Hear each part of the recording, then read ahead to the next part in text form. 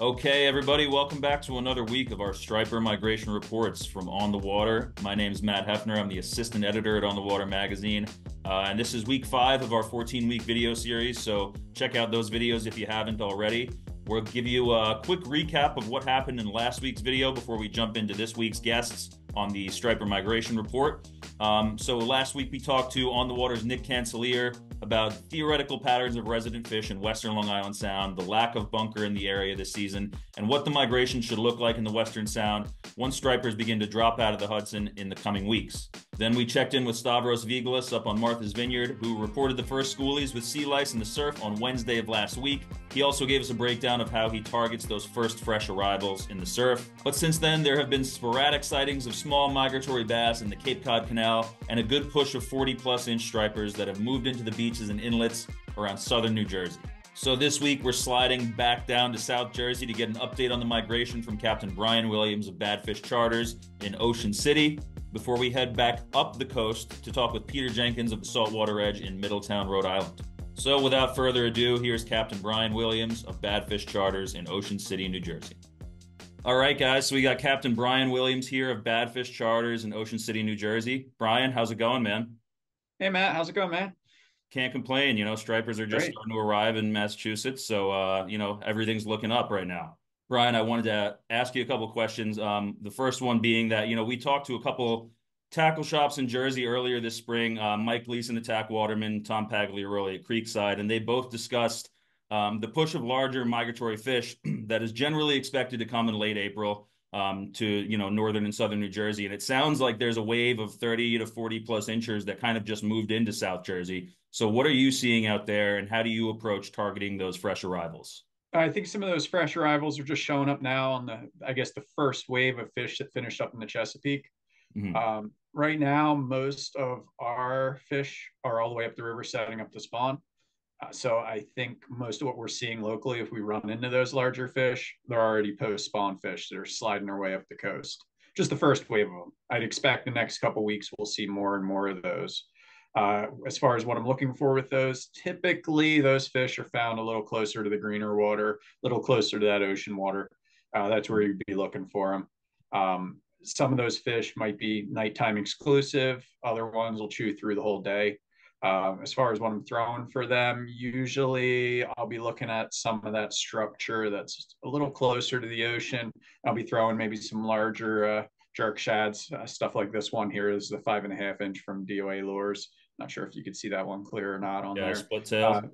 yep, yeah, just your basic split tail. Even a larger paddle tail might do the trick. Right. Let's see what else I got close to that here. I don't have anything hanging here, but I'd say something like that. I mean, even if you wanted to, you could try to go larger. If you were in one of those channels, you could try to drop down a jig and spoon like Oh, this yeah, one here. I usually suggest re-rigging them with a single hook. It just makes it a lot easier to deal with it. for sure. So do you guys have, I mean, when you're using those flutter spoons, are you guys seeing a lot of bunker in your area right now? Because I know that's kind of lacking in rare. No, prior to, I guess you could say, these newer wave of stripers showing up, prior to that, there was some bunker around. I think all that slid northward or out to sea Yeah, because we really haven't seen much for the bunker in 2 to 3 weeks. It kind of disappeared when all that gannet activity disappeared in the ocean. gotcha. We Okay. have seen some peanut bunker though. Some small packs of peanut bunker. We've been running into those in the bay now. That's good. That's good. There's nothing like throwing a little top water when those peanut bunker around, man. The Oh back, yeah, it's so much fun. no, they get going. Typically now my choice is something like this one here, Yeah, throwing top water, basically your walk the dog style, or this one in particular is from Mirror. very nice. Yeah, I like those rebel jumping minnows. But sorry, going back to the bunker real quick. One of the things that we did hear from those New York and New Jersey contributors is that it's been a strange spring, and you and I were just talking about, rain and water temperature and stuff like that. So from weird weather patterns to the lack of bunker, that Raritan Bay is lacking those bunker right now, and that bite is typically kind of popping off. But what, if anything, has been different in your area during this spring run that is not typical of the spring run of striped bass? Well, I think it's been the additional rain along with the wonky weather. The wonky weather's kept us off the water at least half the week, if not more than that.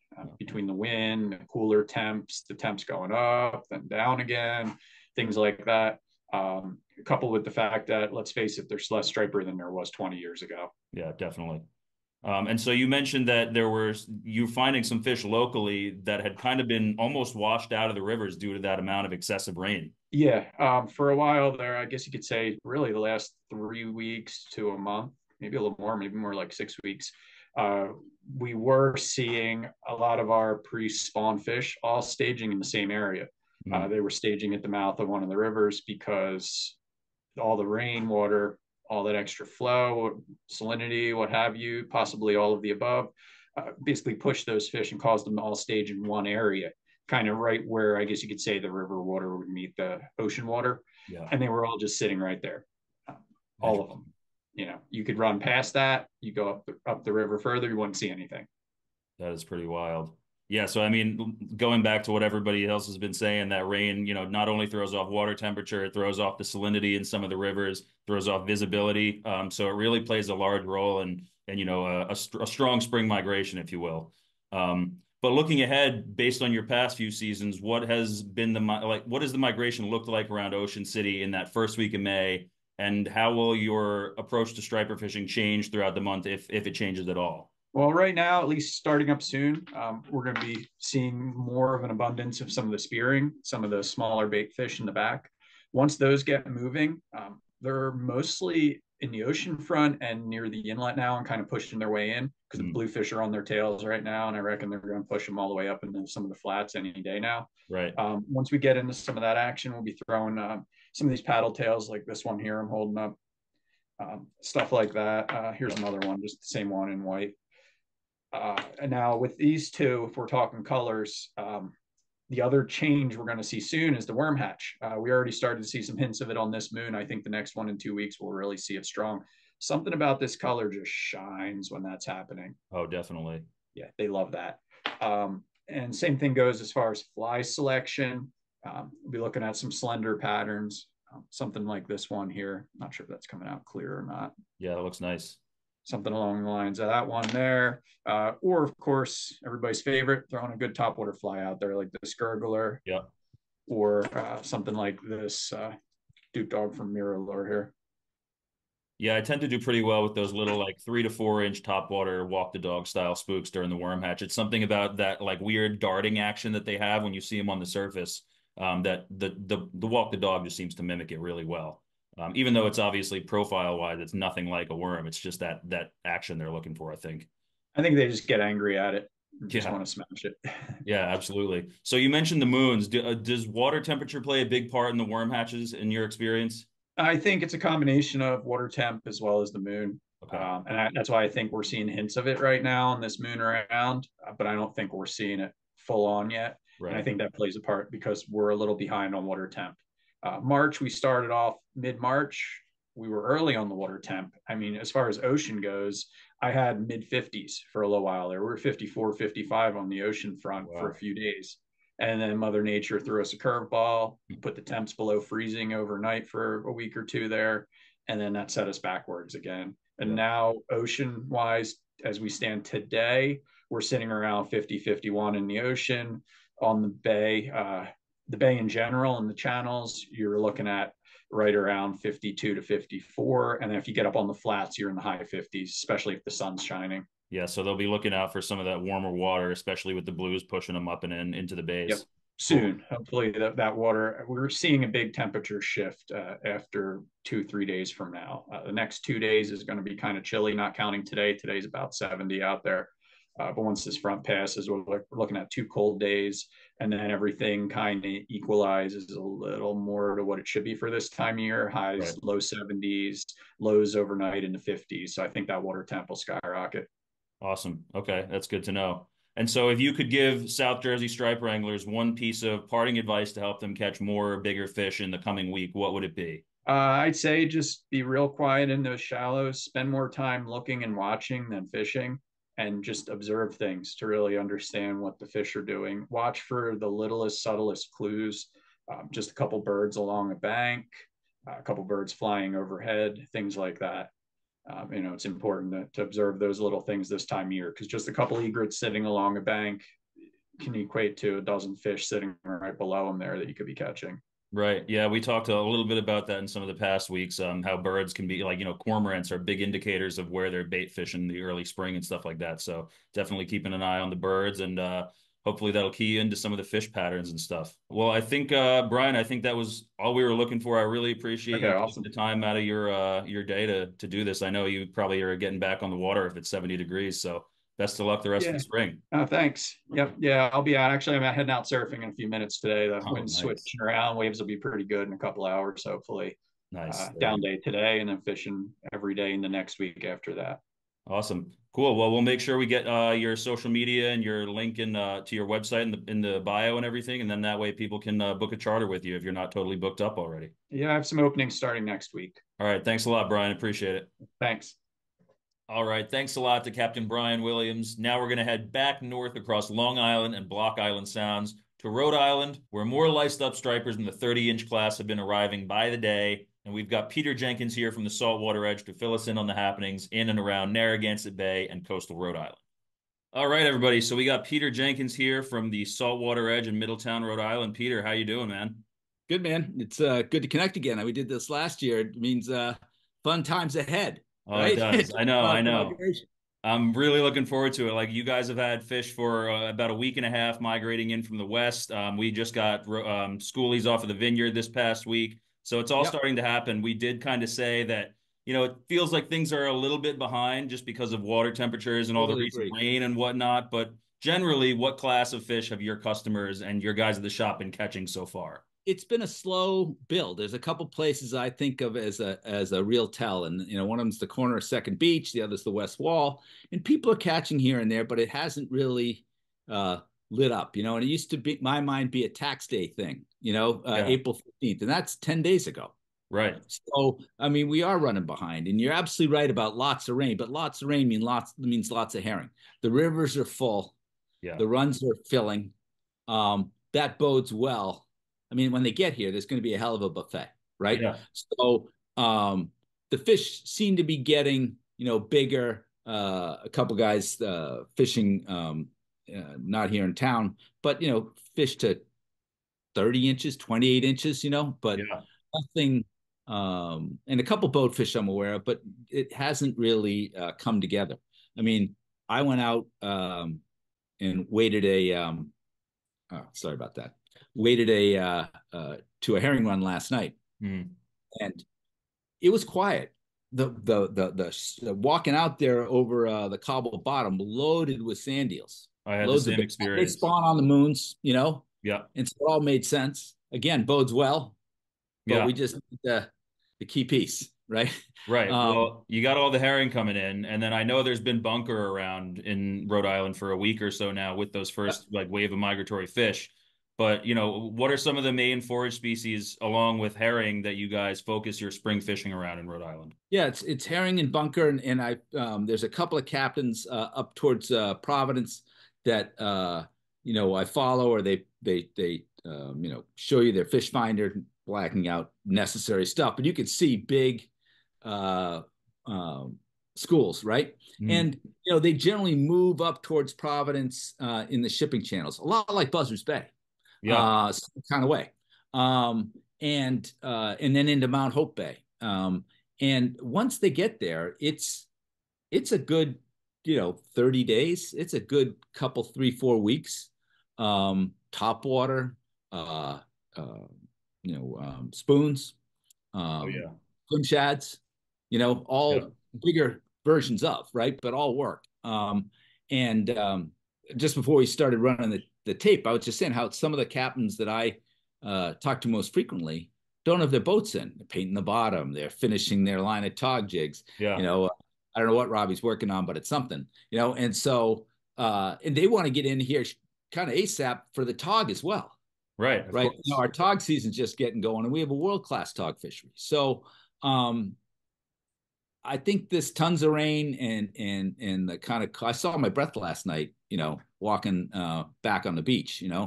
it was only 10:30 or something, but it was cold, Yeah. The wind uh, was ripping last night. It didn't help yeah, anything. and I was like, this just is not right. I mean, but it's lagging. Yeah. It isn't happening. Feels like early April. Yeah, exactly. Yeah, it's still right. It still feels like it's 2 weeks ago. Yeah. We haven't hit that. There's reports of people catching in the common places, like I said, but not the kind of thing like, okay, time to move off the schoolies. Let's go to work. Right. So I went out, been out a half a dozen times so far. Fished fly a couple times, mostly schoolies, in a over a dark bottom on incoming tide with a southwest breeze, and that to me is like jumping minnows or something similar. Soft plastics like the NLBN. Oh yeah. And or an Albie snack, just damn thing works for everything. Oh yeah, I know. They catch everything. Cast great, and then some lip swimmers, whether it's actually a mag darter or other lip swimmers. That's what I've been fishing, and generally swap out for a singles, inline hooks, inline, right? yeah. But I've done that 2 or 3 times to, not much to show for it. Other people catching nearby, but not like look down the way. It's a social thing. I mean, there's a dozen guys in the parking lot talking and 4 on the rocks. You know what I mean? So, and they're just happy to be together again. Right. You know what I mean? But that's an indicator of kind of where we're at so far with the fishing. Absolutely. Absolutely. I would tell you that last year, it's funny, my buddy Anthony, he was in the same spot, same parking lot. And anyway, he's walking out while I'm walking in. And he said, I put an hour and a half into it, not a tap. 3 casts later, I was tight. So it really literally is timing, or random. There's a randomness in the beginning, right? Until they fill in. So it wasn't me because he's an excellent fisherman. It was more like my timing was just whatever better than his, right? Yeah. So last night, like I said, I fished the top of the incoming at a herring run. And I was hoping to see some nervous water. Right. The couple of boats that are in, one of my buddies fishes on Tuesdays, and he had some decent upper slot fish. Okay. That in the bay, probably on top water. I didn't talk to him, but I mean, saw a photo, and I'm like, okay, so they're in the mid bay and moving up with a big pile of bait that we know's there, right? That makes sense. And this herring run, I didn't find a damn thing, and it looked fishy. And then there's a point above it, and I waited a bit for the tide to turn, and it was, sweeping across this point, creating a little bit of a rip. I think if I'd stayed longer, the rip would have, built, and it would have been another place you'd go, fish should be here. Yeah. You know what I mean? So something is not quite on track, But the other thing I would say is with that lots of rain, we got lots of herring. I saw a bunch of silversides last night. The worms pond that you asked a question about, it's probably about the start of it's probably about 2 weeks out in the salt ponds of South County and the Westport River and other, dark bottom, somewhat muddy places, and that'll get going. That's a good thing, for the fly guy. But it's also, I think I got my solve in here for, I do. You'll get it done with a little sluggo, or that's just a little, that's what do you call it? A Ron Z on a little jig head. Yeah, it's basically almost like a Ned rig in a way. That was the word I was. Exactly right. So that's perfect, because I was going to ask you. A lot of my fishing, you were talking about, herring runs and stuff like that. That's kind of the main way that I'll find stripers the first couple of weeks, and creeping around those rivers and estuaries and stuff. This late at night.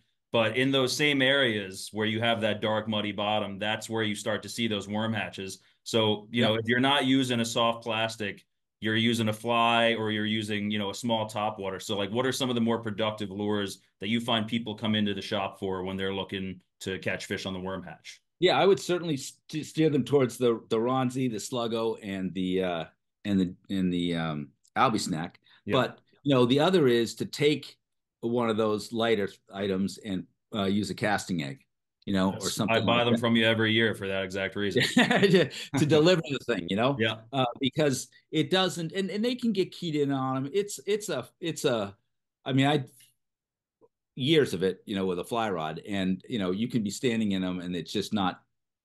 They're not touching it. Yeah. Yeah, exactly. So I would you know, and I'm not a fly or die guy, but I enjoy that, but it's a very frustrating thing. So if the spin guy's just as frustrated, don't think that the fly guys on the other side having a banner day. Yeah. It's just tough.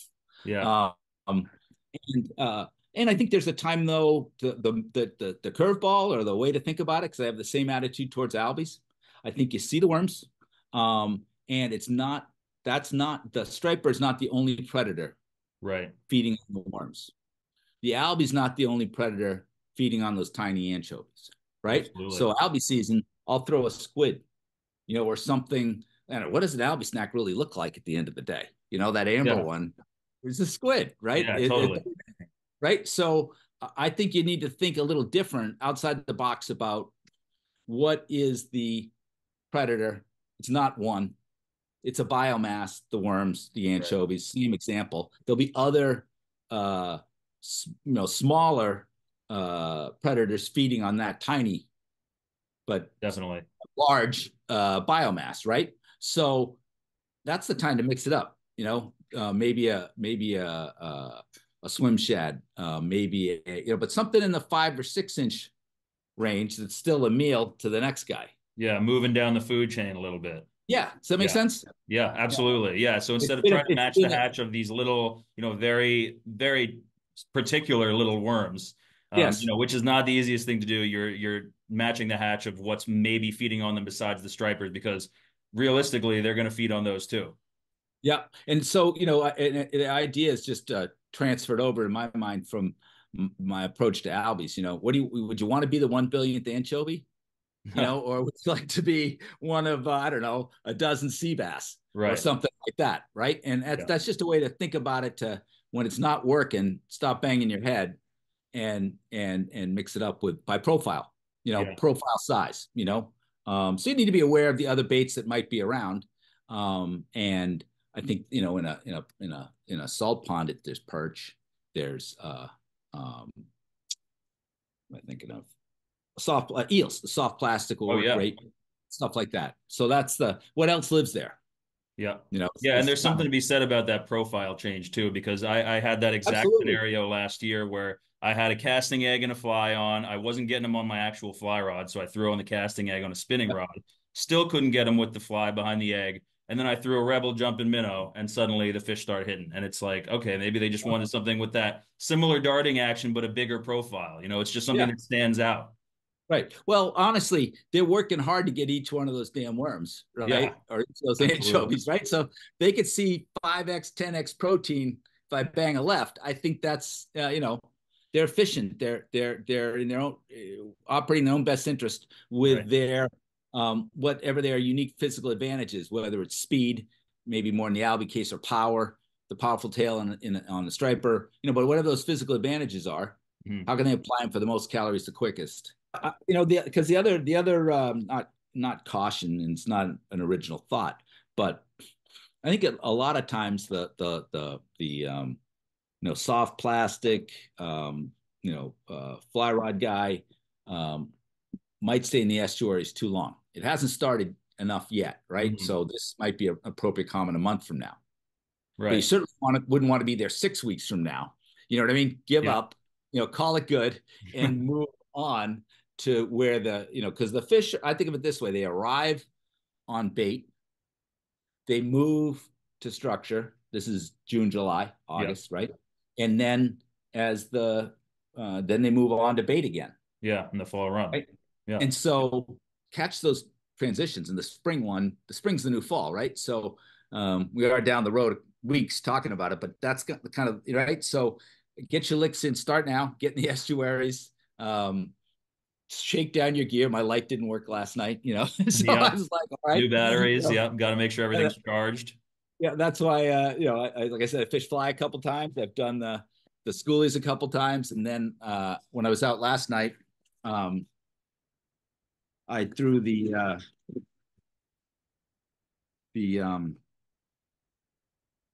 what's it called? The redfin loaded, which it wasn't, because for me, where I was, it was kind of still.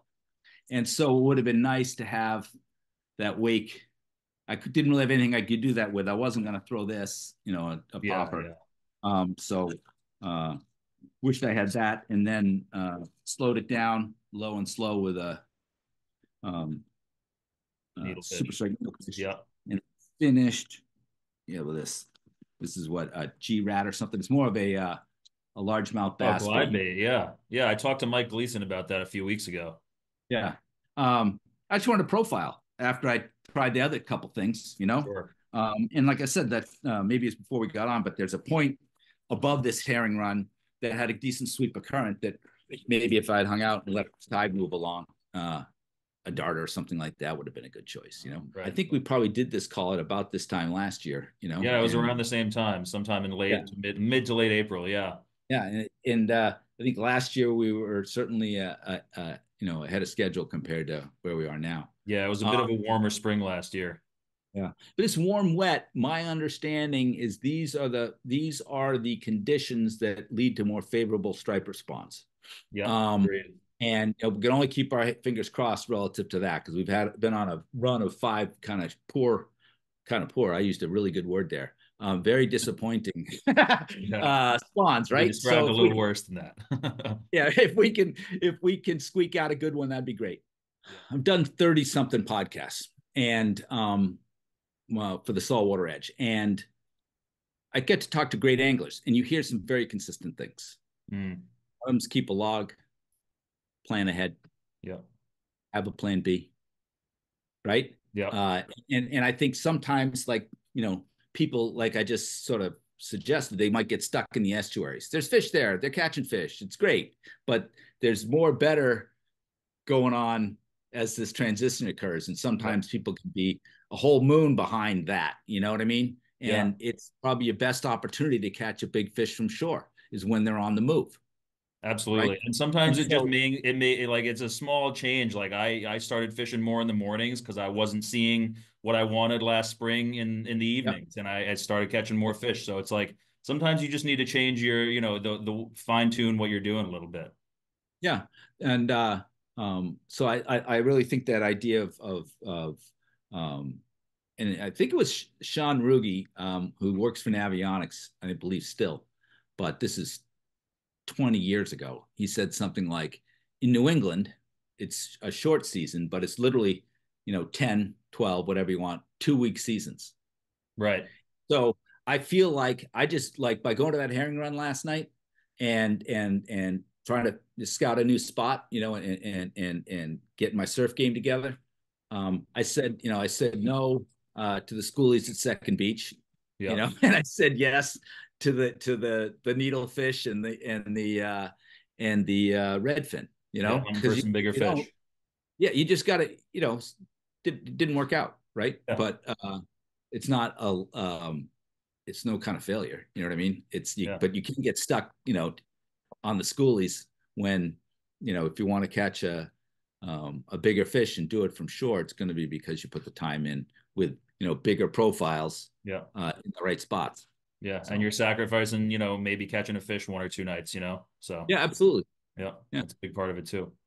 But Peter, this has been great. I really appreciate you jumping on this call and giving us the rundown on, you know, the whole spring forage from bunker and herring to squid and cinder worms. So thanks again for running through all that stuff with us. You bet, man. It's I think they're really in for a buffet when they get here. I think so too. Fishing tonight?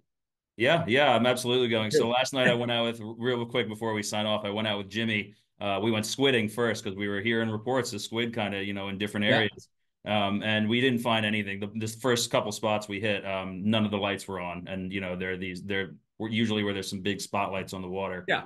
So we didn't find any squid, but I went out to, you know, a couple of my little estuary spots and hunted around for a little bit, heard some herring smacking around on the surface, but nice. No real signs of stripers just yet. Usually I get my first one like the 24th or the 23rd. So I'm expecting it to happen one of these next couple nights. There's not a lot of spearing around, which there usually is this time of year, going back to what we were saying about being a little bit behind, but a lot of herring, a lot of grass shrimp. And I mean, it's just a matter of time till, you know, we see some more bait. We have the squid would be another thing I'd like to make sure I put a little bit of time into. Oh, definitely. You know, because we have not far from where I live in Newport, there's a there's a road that goes from Newport itself to Rhode Island, which is where I don't know what they call that hotel now, but it's always been called the Marriott. Yeah. We call it the Calamari Causeway because it's a series of lights on both sides of the bridge, and it is perfect. loaded with people. And I haven't seen those people yet, but it's so close to home. I could, fish it frequently. Yeah.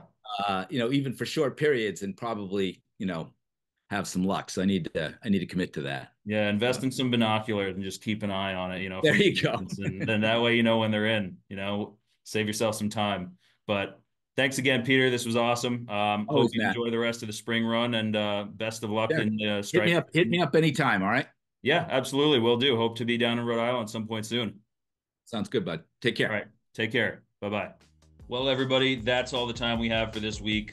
Thanks again to our guests, Captain Brian Williams from Badfish Charters in Ocean City, New Jersey, and Peter Jenkins from the Saltwater Edge in Middletown, Rhode Island. So far, the theme of the spring is that everything is happening just a bit slower than usual due to colder weather, lots of rain, and colder water temps. But as Peter Jenkins said, it's not all bad. For example, excessive rainfall has put more water in the Herring Run creeks, inviting more fish to spawn, and extra rain even led to a longer spawn for stripers in the middle and upper Chesapeake Bay trips. Now, with warmer weather on the way and larger fish moving out of the Chesapeake Bay and up the coast of New Jersey, the spring run is really kicking off. And it's kicking off just in time for the first week of On the Water Striper Cup. On May 1st, our 20-week catch and release based striped bass fishing tournament begins, and there are opportunities to win weekly prizes from Yeti, Bubba, Penn, and Costa sunglasses, with the grand prize being a brand new Tidewater boat. Sign up for the cup or learn more at stripercup.com. Thanks again for watching, and check back again next week for another Striper Migration Report from On the Water.